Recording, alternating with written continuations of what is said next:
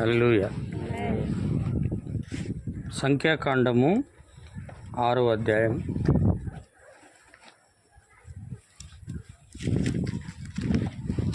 1వ వచనం నుండి 12వ వచనాల వరకు దేవుని యొక్క వాక్యాన్ని భయభక్తులతో చదువుకుందాం. మరియు యెహోవా మోషేకు ఇలాగు సెలవిచ్చెను, నీవు ఇజ్రాయేలుతో ఇట్లనుము, పురుషుడే గాని స్త్రీయే గాని యెహోవాకు నాజీరొకటకు ఎవడైనను మురుకుకొని తను తాను ప్రత్యేకించుకునేవాడు ద్రాక్షారసమును మద్యములను మానవలను. ద్రాక్షారపు చిరకనైనను మద్యపు చిరకనైనను త్రాగవలదు. ఏ ద్రాక్షారసమునైనను త్రాగవలదు. పచ్చివి గాని ఎండినవి గాని ద్రాక్ష పండ్లను తినవలదు. అతడు ప్రత్యేకముగా నుండు దినములన్నీ పచ్చికాయలే గాని పైతోలే గాని ద్రాక్ష వలని పుట్టినది ఏదియూ తినవలదు. అతడు నాజీరొగుటకు మొక్కుకొనిన దినమన్నిటిలో మంగళకత్తి అతని తల మీద వేయవలదు. అతడు యెహోవాకు తను తాను ప్రత్యేకించుకున్న దినములు నెరవేరు వరకు అతడు ప్రతిష్ఠుడై తన తల వెంట్రుకలను ఎదగనియవలను. అతడు యెహోవాకు ప్రత్యేకముగా నుండు దినములన్నిటిలో ఏ శవమును ముట్టవలదు. తన దేవునికి మీదు కట్టబడిన తల వెంట్రుకలు అతని తల మీద నుండును గనుక అతని తండ్రిని గాని తల్లిని గాని సహోదరుని గాని సహోదరిని గాని చనిపోయినను వారిని బట్టి అతడు తను తాను అపవిత్రపరచుకొనకూడదు. అతడు ప్రత్యేకముగా ఉండు దినములన్నీ అతడు యెహోవాకు ప్రతిష్ఠుడుగా నుండును. ఒకడు అతని యుద్ధ హఠాత్తుగా చనిపోవటం వలన ప్రత్యేకముగా ఉండి వాని తల అపవిత్రపరచబడిన ఎడల అతడు ఆ పవిత్రపరచబడు దినమున అనగా 7వ దినమున తన తల గొరిగించుకొనవలను. 8వ దినమున అతడు 2 తెల్లని గువ్వలనైనను 2 పావురపు పిల్లలనైనను ప్రత్యక్షపు గుడారం యొక్క ద్వారమునొద్దనున్న యాజకుని యొద్దకు తేవలను. అప్పుడు యాజకుడు ఒకదానితో పాప పరిహార్థ బలిని 2వ దానితో దహన బలిని అర్పించి వాడు శవము ముట్టుట వలన పాపి అయినందున వాని నిమిత్తము ప్రాయశ్చిత్తము చేసి ఆ దినమున వాని తల పరిశుద్ధపరచవలను. మరియు తాను ప్రత్యేకముగా ఉండు దినములను మరలా యెహోవాకు తాను ప్రత్యేకించుకొని అపరాధ పరిహారార్థ బలిగా 1 ఏడాది గొర్రెపిల్లను తీసుకొని రావలను. తన వ్రత సంబంధమైన తల వెంట్రుకలు అపవిత్రపరచబడిన గనుక మునుపటి దినములు వ్యర్థములైనవి. ఆమేన్. చదవబడిన వాక్యమును ప్రభు దీవించి ఆశీర్వదించునుగాక. కూర్చోవచ్చు దయచేసి.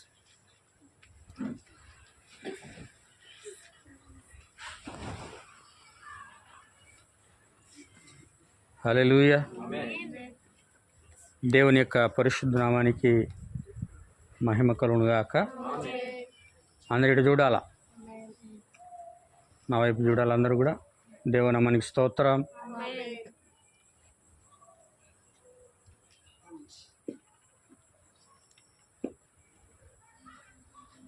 సరే, మంచిది. కొద్ది నిమిషాలు మనం అందరం కూడా దేవుని యొక్క వాక్యాన్ని చూద్దాము. అందరూ కూడా జాగ్రత్తగా గమనించండి. హల్లెలూయా. అందరు గట్టిగా ఆమేన్ చెప్పండి. వాక్యం చెప్తున్నప్పుడు నా వైపు చూడాలా,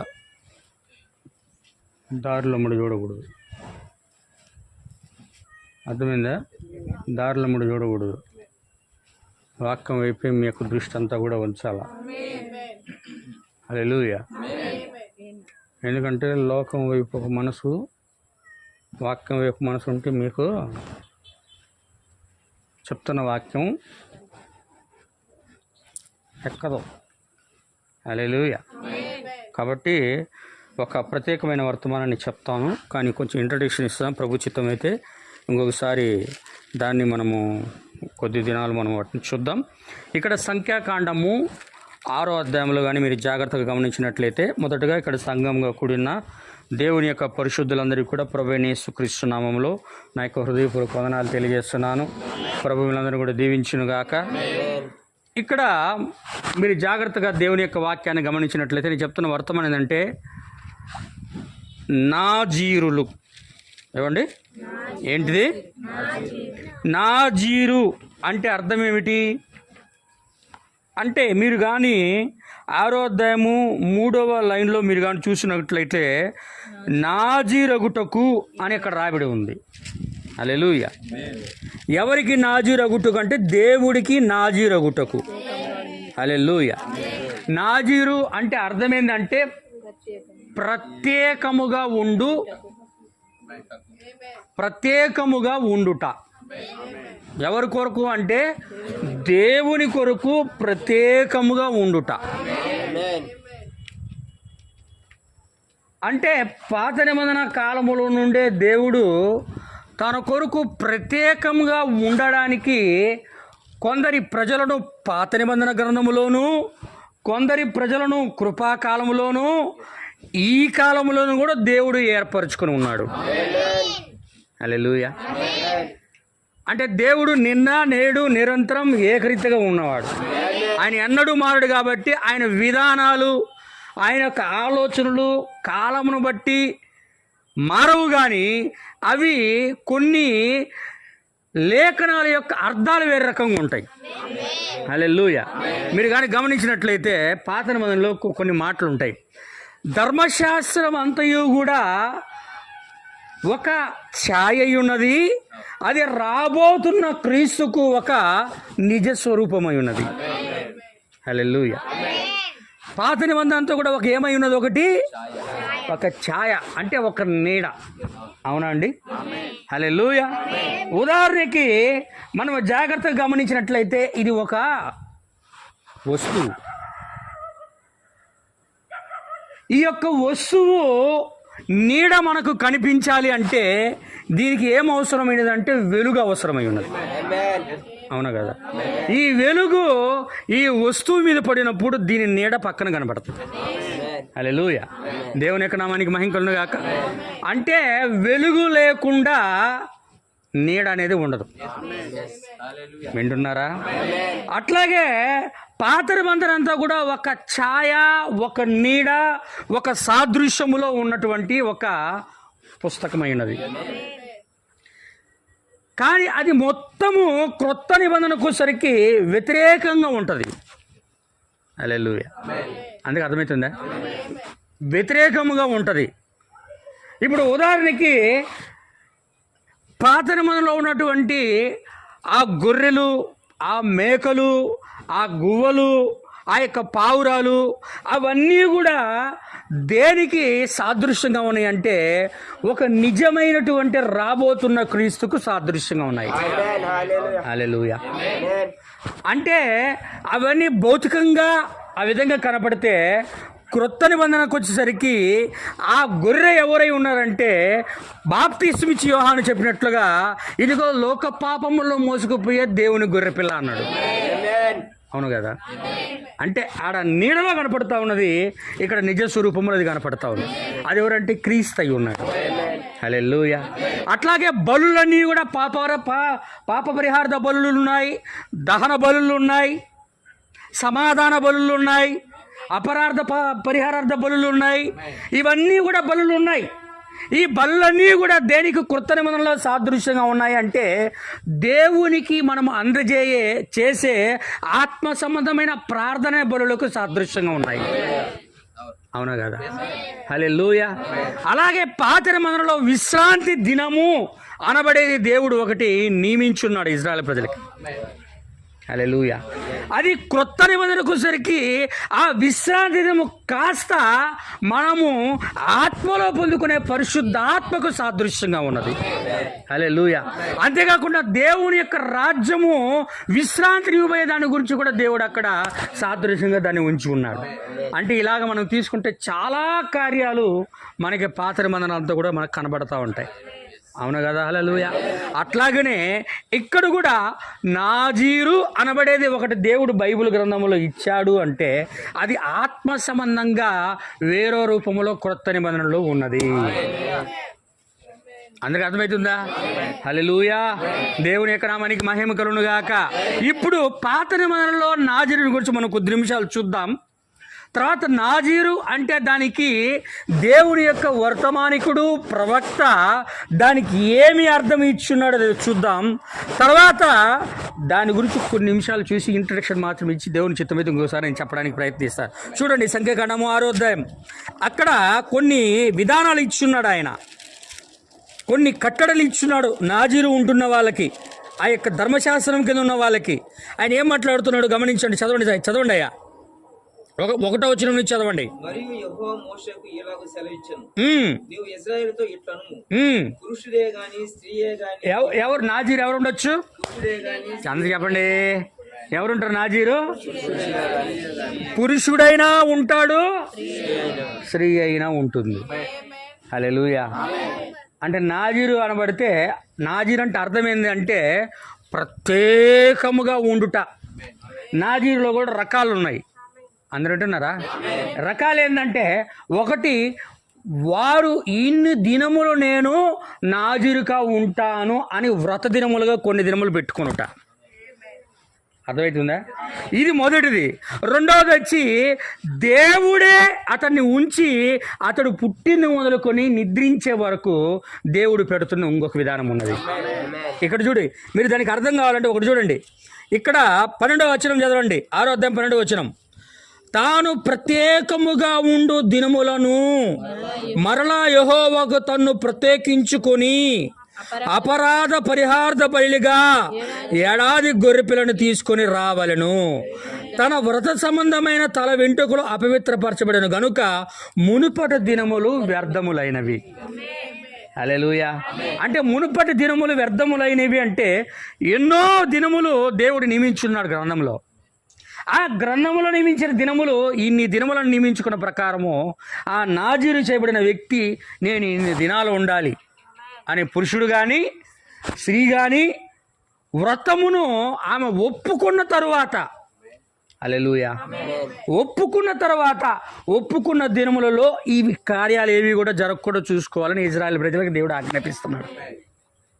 అందరూ వింటున్నారా? హల్లెలూయా. దీంట్లో నేను అన్ని చదవడానికి ఇప్పుడు టైం లేదు కాబట్టి నేను మీకు ఒక ప్రాముఖ్యమైన విషయాలు చూపించి ముందుకు సాగడానికి ముందు పెడతా ఉన్నాను. ఇక్కడ ఏంటంటే, ఏ స్త్రీ అయినను పురుషుడైనను నాజీరులుగా దేవుడుకు ప్రత్యేకించబడిన దినములు ఉంటానని ఒప్పుకున్నట్లయితే ఆ స్త్రీ కానీ ఆ పురుషుడు కానీ ద్రాక్షారసమునైనను మద్యమునైనను మానవలను. హల్లెలూయా. ఏమనాలా? ద్రాక్షారసమునైనను. ఎందుకు అంటే ఇజ్రాయిల్లో ఒక కట్టడ, ఒక ఆచారం ఉన్నది. ప్రతి వివాహంలో వాళ్ళు ఏం చేస్తారు? ద్రాక్షారసము తాగుతారు, వైన్ కూడా తాగుతారు. కానీ ఇది నాజీరు చేయబడుతున్నటువంటి స్త్రీకి పురుషుడికి దేవుడు ఇస్తున్నటువంటి కట్టడ. హల్లెలూయా. ఇక్కడ ఏమంటాడంటే, చదవయా, ద్రాక్షారసమునైనను. ద్రాక్షరస అట్లా ముంచి కూడా దాన్ని. హల్లెలూయా. ఏం కాదులే, ఊరకొక దాంట్లో అటు ముంచి ఊరక స్పాంజి తట్ట నోటి మీద అటు పిండుకుంటా కొద్దిగా అనేది కూడా లేదు ఇక్కడ. ఆమేన్. తర్వాత మద్యములో అటు ముంచి అటు నాలుగు మీద 4 చుక్కలు వేసుకుంటానండి అంటే కూడా లేదు ఇక్కడ పాత నిబంధన కాలంలో. హల్లెలూయా. మద్యపు చురకనైనను, క్షమించండి, ఆ ద్రాక్ష రసము చురకనైనను త్రాగవలదు. ఏ ద్రాక్ష రసమునైనను. హల్లెలూయా. ఇంకా ఏంటి? పచ్చివి ద్రాక్ష పండ్లైనను. ఎండినవి కిస్మిస్లు ఉంటాయి. ఎండిన ద్రాక్ష ఉందా? అది కిస్మిస్ అయినా నాకు తెలియదు, ఇంగ్లీష్లో అది అనుకుంటున్నా. ఆమేన్. హల్లెలూయా. అది కూడా పచ్చి కానీ ఎండివి కానీ ఏం చేయాలట? అసలు నోట్లో కూడా పెట్టుకోకూడదు. ఆమేన్. దేవుని ఎక్కడ మనకి మహిమకలను గాక. ఇంకా అండి, ఇంకా అతడు వ్రత దినములన్నీ కూడా చదువు బ్రదర్. అతడు నాజీరగుటకు మొక్కుకున్న దినములన్నిటి ఎన్ని దినాలు అతడు మొక్కుకొని ఉన్నాడో ఆ దినములన్నిటిలో కూడా మంగళ కత్తి అతని తల మీద వేయవలెను. అతని తల మీద మంగళ కత్తి తల వెంట్రుకలు కత్తిరించుకోవడానికి కానీ, గుండు అనేది కొట్టించుకోవడం కానీ, తల వెంట్రుకలు కత్తిరించుకోవడానికి కానీ వీల్లేదు. ఆమేన్ ఆమేన్ హల్లెలూయా. అంటే 3 చాలా ప్రాముఖ్యమైన విషయాలు చెప్పాడు ఆయన దేవుడు మోషే ద్వారా. మొదటిది ద్రాక్షారసమునైనను మద్యమునైనను తాగకూడదు. పచ్చి ద్రాక్ష పండ్లైనను ఎండిపోయిన ద్రాక్ష పండ్లైనను తినకూడదు. ఆమె రెండోది ఏంది? మంగళ కత్తి కాదండి, ఇది ఎగిరిపోయింది మధ్యలో.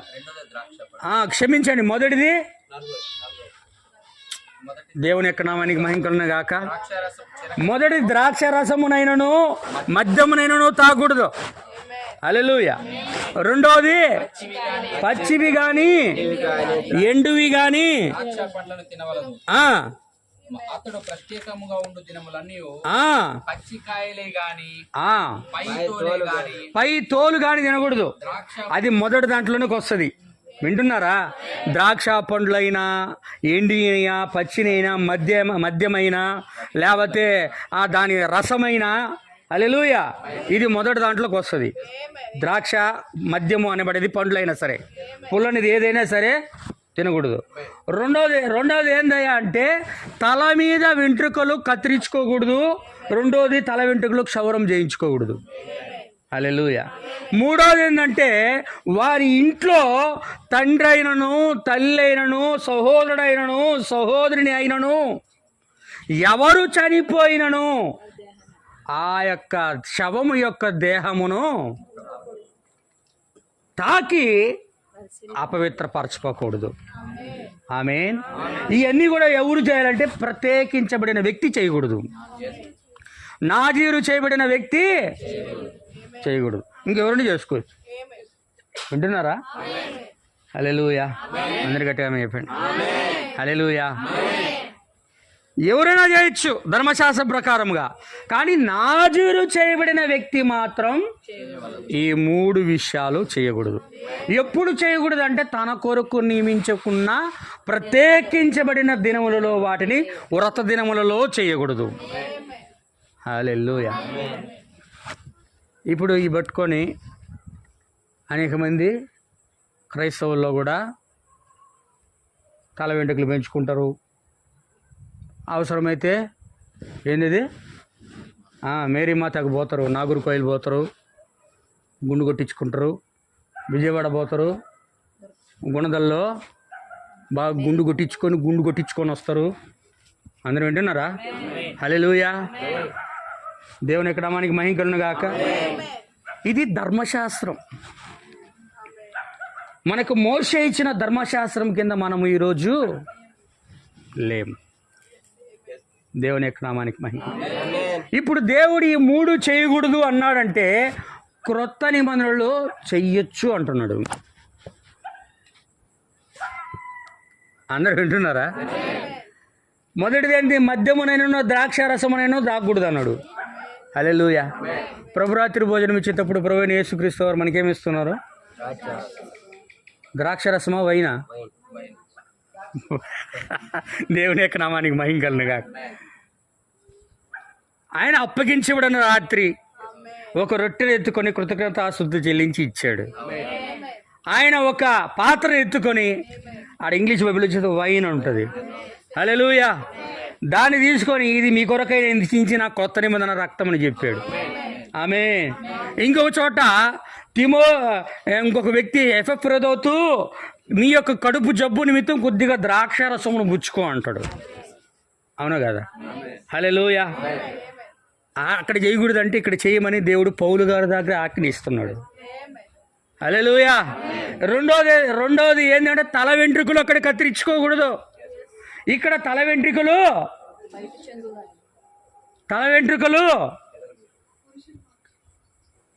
ఏం చేయాలి చెప్పండి? మగవాళ్ళందరూ ఏం చేయాలా? ఆడవాళ్ళకి ఎంత పొడుగుని పెంచుకోవాలనా చెప్పండి? హల్లెలూయా. పురుషుడైతే దేవుని యొక్క మహిమయ్యి ఉన్నాడు, స్త్రీ అయితే పురుషుని యొక్క మహిమయ్యి ఉన్నది. అవునా కదా? ఇప్పుడు ఇక్కడ మాట్లాడుతున్న నాజీరు చేయబడిన వ్యక్తుల గురించి మాట్లాడుతున్నాడు. హల్లెలూయా. అందుకని పురుషుడు తల వెంట్రుకలు పెంచుకొనరాదు. ఇప్పుడు స్త్రీ అయితే తల వెంట్రుకలు పెంచుకొనుట ఆమెకి ఘనము అని క్రొత్త నిబంధనలో ప్రత్యక్షత కలిగి పౌలు గారు రాస్తున్నాడు కొరింథీయులకు రాసిన పత్రికలో. అప్పుడు కట్ చేసుకోకూడదు, ఇప్పుడైతే కట్ చేసుకోవాలా. హల్లెలూయా.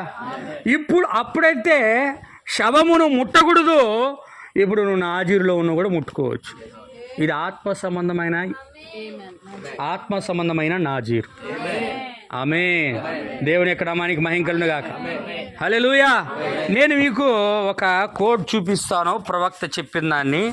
మీరు అందరు కూడా నుండి ఒక 20 minutes నేను ముగిస్తాను. మీకు అర్థం అవడానికి దీన్ని చూపించడానికి ప్రయత్నిస్తున్నా. దేవుని నామానికి మహిమ కలుగును గాక. పర్సివరెంట్ అనే వర్తమానము చెప్పాడు 63వ సంవత్సరం 03/05. హల్లెలూయా. పర్సివరెంట్ అనే మెసేజ్ చెప్పాడు ఆయన.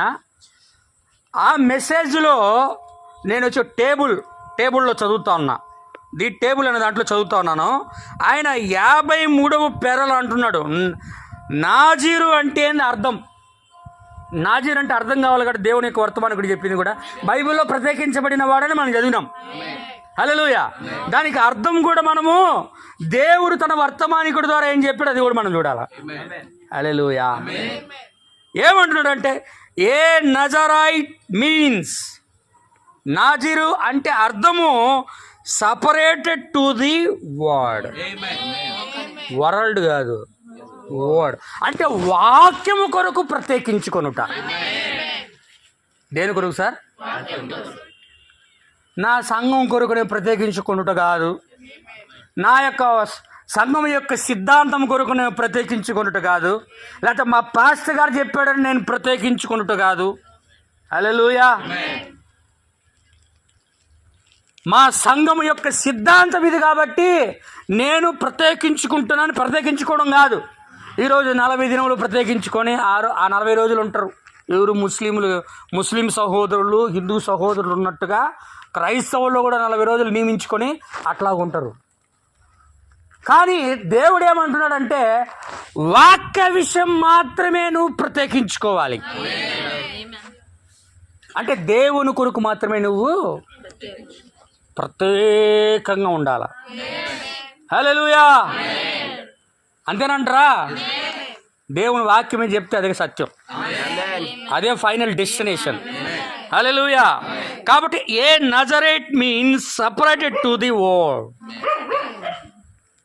వాక్య విషయంలో మాత్రమే నువ్వు ప్రత్యేకపరచుకో. సంఘం కొరకు, ఇంట్లో వాళ్ళ కొరకు, పాస్టర్ కొరకు, విశ్వాసుల కొరకు, ఇంకొక దేని కొరకు, ఒకరి మెప్పు కొరకు మనమేమో ప్రత్యేకించుకోవాల్సిన అవసరం లేదు. హల్లెలూయా. ఇంకొక విషయం కూడా నేను చూపిస్తాను నా ప్రియమైన సహోదరి సోదరులారా.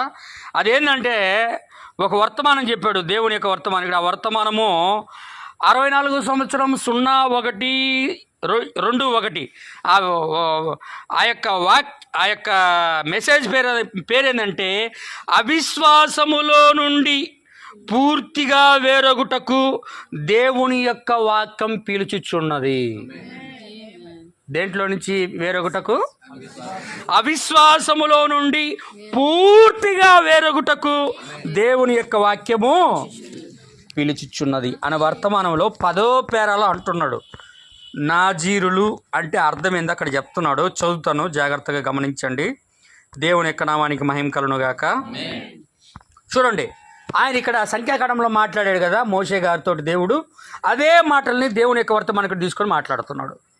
ఏమంటున్నాడు అంటే, 10వ మెసేజ్ హబ్లో చదువుతున్నా, తెలుగులో ఉంది కాబట్టి నేను చదవడానికి ఇష్టపడుతూ ఉన్నా. మీకు బాగా అర్థమవుతుంది. ఇంగ్లీష్లో అయితే కొన్ని మనకి ఇబ్బందిగా ఉంటుంది కాబట్టి అందరికీ. ఏమంటున్నాడు?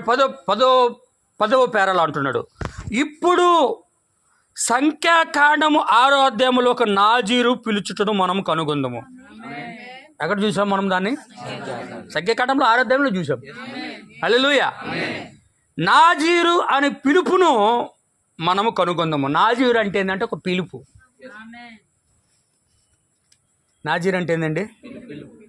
దేవుడు పిలవడమే, దేవుడు ఒక వ్యక్తిని పిలవడమే, ప్రత్యేకంగా ఉండడానికి పిలవడమే నాజీరు చేయబడ్డం. హల్లెలూయా. నాజీరు పిలుపు అనగా తమ్మును తాము లోకములో నుండి పూర్తిగా వేరు చేసుకొని వాక్యము వైపునకు తిరుగుట అని అర్థం. హల్లెలూయా. అంటే లోకములో నుండి, అది ఒక స్త్రీ అయినా, ఒక పురుషుడైనా, ఒక పాస్టర్ అయినా, ఏ వ్యక్తి అయినా సరే దేవుడు పిలిస్తే, హల్లెలూయా, పిలువబడిన వ్యక్తి ప్రత్యేకించుకొని అతడు బ్రతుకు దినములన్నీ కూడా దేవుని కొరకు, వాక్యం కొరకు బ్రతుకుటయే నాజీరు. వాక్యం వైపు తిరుగుట అని అర్థం. అదే నాజీరు పిలుపు అంటే వేరొగుట అని అర్థం. అంటే నాజీరు అంటే అర్థమైంది మీ అందరికీ? ఏమండి? హల్లెలూయా. దేవుని యొక్క నామానికి మహిమ కలుగును గాక. అంటే వాక్యము కొరకు తమ్మును తాము ప్రత్యేకించుకొని బ్రతుకు దినములని దేవుని కొరకు జీవించడమే నాజీరు. ఇలాగ నాజీరులు బైబిల్లో పాత నిబంధనలో ఎంతమంది ఉన్నారు? మీకు తెలిసిన పేర్లు చెప్పండి. బైబిల్ చదివే వాళ్ళు ఉన్నారుగా, చదవని వాళ్ళు కూడా తెలుసు. హల్లెలూయా. మొదటిది సంసోను, రెండవది సమూయేలు గారు, వింటున్నారా? సమూయేలు గారు. మూడవది ఇంకా, హల్లెలూయా, మూడవది ఎవరండి? బాప్తిస్మిచ్చి యోహాను. అవును కదా, బాప్తిస్మిచ్చి యోహాను కూడా నాజీరు చేయబడిన వాడు. నాలుగవది ప్రభు అయిన కృపాకాలంలో ప్రభు అయిన యేసుక్రీస్తు వారు. హల్లెలూయా. ఈ కాలంలో ఆయన యొక్క వధువు, ఈ కాలంలో ఆయన యొక్క ఏర్పాటులో ఉన్న వధువు. వీరు కేవలం వాక్యము కొరకు మాత్రమే ప్రత్యేకించబడి వాక్యం కొరకు మాత్రమే జీవిస్తారు. హల్లెలూయా. దేవునికి స్తోత్రం. దేవుని యొక్క పరిశుద్ధ నామానికి మహిమ కలుగునుగా. నేను ఒక సంఘటన చదివి ముగిస్తాను. మొదటగా అపోస్తలుడైన పౌలు గారు కూడా నాజీరు చేయబడి ఉన్నాడు. నేను ముందు రోజుల్లో ప్రభు చేతమైతే మెసేజ్ చెప్పినప్పుడు చూపిస్తాను, మెసేజ్ కోడ్స్ అన్నీ కూడా. అపోస్తలుడైన పౌలు గారు కూడా నాజీరు చేయబడిన వాడు. హల్లెలూయా. దేవుని యొక్క నామానికి స్తోత్రం. ఒక సంఘటన పౌలు గారి గురించి నేను చెప్పి ముగిస్తాను, గమనించండి. అపోస్తల కార్యము 18వ అధ్యాయము 18వ వచనం నుండి 18వ వచనం చదవండి. మొదటగా పౌలు ఇంకను బహుదినములు అక్కడ ఉండిన తరువాత సహోదరుల యొద్ద సెలవు పుచ్చుకొని తనకు మ్రొక్కుబడి ఉన్నందున. ఎవరికి? పౌలు గారికి ఏముందంట?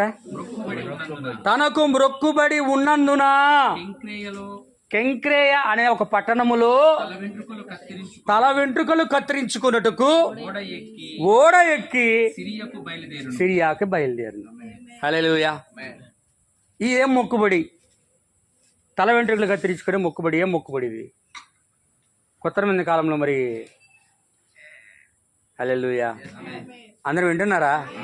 ఇది ఏంది అంటే, పౌలు గారు ధర్మశాస్త్ర ప్రకారం ఒక ప్రత్యేకించబడిన వ్యక్తిగా ఉండి ధర్మశాస్త్రము కింద ఆయన జీవిస్తూ ఆ కాలంలో నాజీరు చేయబడిన వాడే ఆయన ఏం చేస్తున్నాడంటే, యెహోవాయే దేవుడు అని చెప్పి ఒక హింసను క్రైస్తవుల మధ్య ఆయన జరిగిస్తూ ఉన్నాడు. హల్లెలూయా. అలా జరిగిస్తూ ఉన్న సమయంలో ఆయన దమస్కు మార్గమునకు వచ్చినప్పుడు దేవుడు మేఘస్తంభములో పౌలు గారికి కనపడి ఆయన దర్శించినప్పుడు ఆయన ప్రభువును తెలుసుకొని ఆయన క్రీస్తు వైపుకు మళ్ళాడు. హల్లెలూయా. అంటే ఈయనకి ప్రత్యక్షత రాకముందు, దేవుడు దర్శించక ముందు కలిగి ఉన్నటువంటి ఆ యొక్క మొక్కుబడిని ఇక్కడ మాట్లాడుతూ ఉన్నాడు అపోస్తల కార్యంలో. హల్లెలూయా. వింటున్నారా? ఆ మొక్కుబడి ఇప్పుడు ఇక్కడ వచ్చి మాట్లాడుతున్నాడు. ఏమంటున్నాడంటే, నాకు మొక్కుబడి ధర్మశాస్త్ర కాలంలో ఉన్నప్పుడు దాన్ని నేను నియమిస్తూ ఉన్నాను, దాన్ని ఇంకా నేను నెరవేర్చలేదు, నా తల వెంట్రుకలు బాగా ఎక్కువగా పొడవుగా పెరిగిపోయాయి, కాబట్టి దాన్ని నేను తీసివేయడానికి ఆ యొక్క ప్రాంతానికి వెళ్ళవలసి ఉన్నది, నా మొక్కుబడి నేను తీర్చుకొని రావాలి అని అక్కడ అపోస్తుల కార్యములు అక్కడ ప్రస్తావిస్తూ ఉన్నారు. అర్థమవుతుందా? అంతేగాని అదిగో అపోస్తులుడు పౌలు గారు చేశారుగా అని చూపించడానికి కాదు. ఎందుకంటే చాలా తెలివి పరులు ఉంటారు క్రైస్తవుల్లో, మామూలు తెలివి కాదు అది, దేవుడికే బోధ చేసి తెలివి అది. హల్లెలూయా. దేవుడికి బోధ చేసి తెలివి ఎవరు చెప్పు? కొండపైన పేర్పించినోడు వేసుకి వాడు, క్రీస్తుకే బోధకుడైన శోధకుడు అంటూ మామూలు శోధకుడు కాదు వాడు. హల్లెలూయా. ఇక్కడ ఏమంటున్నాడంటే, ఇక్కడ తనకు మొక్కుబడి ఉన్నందున ఆల్రెడీ మొక్కుబడి అయిపోయిన దినములు వచ్చినప్పుడు ఇక నేను ప్రభువుని తెలుసుకున్నాను కాబట్టి ఇక మీద దాన్ని చేయదలుచుకోలేదు. హల్లెలూయా. కానీ ఇంకొక సందర్భం ఉన్నది పౌలు గారి గురించి. ఏమండి? ఏంటి అంటే, ఇది అయిపోయిన తర్వాత ఆయన 21వ అధ్యాయంలో యెరూషలేముకి వెళ్ళాడు. యెరూషలేముకి వెళ్ళి యూదయ సహోదరుల మధ్య ఆయన సాక్ష్యం చెప్తా ఉంటే ఆయన గురించి అనేక మంది ఉన్నారు. ఈయన మోషే ధర్మశాస్త్రాన్ని పాటించడం లేదు, మోషే నియమించిన సున్నతి కార్యక్రమాన్ని చేయడం లేదు. అది చదవండి, 21వ అధ్యాయం 21వ వచనం అనుకుంటా. 21 చదవండి దయచేసి. అన్యజనులలో ఉన్న యూదులు ఇప్పుడు ఇక్కడ సాక్ష్యం ఇస్తా ఉన్నాడు. ఆయన యెరూషలేముకి వచ్చి సాక్ష్యం ఇస్తున్నప్పుడు ఆ ప్రాంతంలో ఉన్నటువంటి క్రైస్తవ యూదా సహోదరులతో ఆయన మాట్లాడుతూ ఉన్నాడు. మాట్లాడుతున్నప్పుడు అక్కడ పౌలు గారు ఏమంటున్నారు గమనించండి. అన్యజనులలో ఉన్న యూదులు, ఆ యూదులలో అన్యజనులలో ఉన్న యూదులు తమ పిల్లలకు సున్నతి చేయకూడదు. ఏంది? యూదులందరూ కూడా ఏం చేయాలా? ధర్మశాస్త్ర ప్రకారము చేయాలా చేయకూడదా? చెయ్యాలా. వాళ్ళు చెయ్యాలా, మనకి చేయకూడదు. హల్లెలూయా. వాళ్ళు సున్నతి గురించి మాట్లాడుతూ తమ పిల్లలకు సున్నతి చేయకూడదనియు, మన ఆచారములు యూదా ఆచారములు చొప్పున నడవకూడదనియు నీవు చెప్పుట వలన నీవు మోషే ధర్మశాస్త్రాన్ని మోషేని విడిచిపెట్టాలంటే నువ్వు బోధ చేస్తున్నావని వీరు నిన్ను గురించి చాలా మంది యూదులందరూ కూడా విని ఉన్నారయ్యా పౌలు గారు. హల్లెలూయా. అవునా? పౌలు గారి గురించి ఆ ప్రాంతం అంతా యెరూషలేము ప్రాంతంలో పౌలు గారు చెప్తున్న విషయాలన్నీ కూడా వాళ్ళందరూ కూడా విని ఉన్నారట, యూదులందరూ కూడా. అందుకని అక్కడ క్రైస్తవుడిగా మారినటువంటి యూదుడు ఒక సలహా ఇస్తున్నాడు పౌలు గారికి. హల్లెలూయా. ఏమంటున్నాడు చూడండి అక్కడ. మనం ఏం చేద్దామయ్యా పౌలు గారు, నువ్వు వచ్చావు యెరూషలేముకి వచ్చావు అనే సంగతి ఈ ప్రాంతంలో ఉన్న వాళ్ళందరూ, యెరూషలేములో ఉన్న వాళ్ళందరూ కూడా విని ఉంటారు. కాబట్టి నువ్వేం చేస్తావు? మేము నీకు చెప్పినట్లుగా ఒక పని చేయి. మొక్కుబడి ఉన్న 4 మనుషులు ఏం చేయాలా? ఏమండి? హల్లెలూయా. ఇట్లాగనే పౌలు గారు లాగా ఇంతకు ముందు పౌలు గారు ఎలా మొక్కుబడి చేసుకున్నారో ధర్మశాస్త్ర ప్రకారం మొక్కుబడి చేసుకొని క్రీస్తును దర్శించిన తర్వాత ఆ మొక్కుబడి తీరకుండా ఉన్న కొంత 4 సహోదరులు అక్కడ ఉన్నారు. మధ్యలో ఆపేయడానికి లేదు దాన్ని, ధర్మశాస్త్రాన్ని. ఎందుకంటే నేను ధర్మశాస్త్రమును కొట్టివేయటకు రాలేదు కానీ దాన్ని నెరవేర్చడానికి వచ్చాడు అన్నారు. అప్పుడు ధర్మశాస్త్రాన్ని వాళ్ళు కూడా నెరవేర్చిన తర్వాత క్రీస్తులోకి రావాలా. హల్లెలూయా. ఇప్పుడు అక్కడ ఏం చేస్తున్నాడంటే 4 సహోదరులు క్రైస్తవులుగా మారిన వాళ్ళు మా మధ్యలో ఉన్నారు. నీవు ఆ 4 తీసుకొని వెంట పెట్టుకొని యెరూషలేముకి వెళ్ళి వారితో కూడా నువ్వు నిలబడి శుద్ధి చేసుకుంటున్నప్పుడు వాళ్ళు తల క్షవరాలు, తల వెంట్రుకలు పొడుగ్గా ఉన్నాయి కదా, అవి కత్తిరించుకుంటా ఉన్నప్పుడు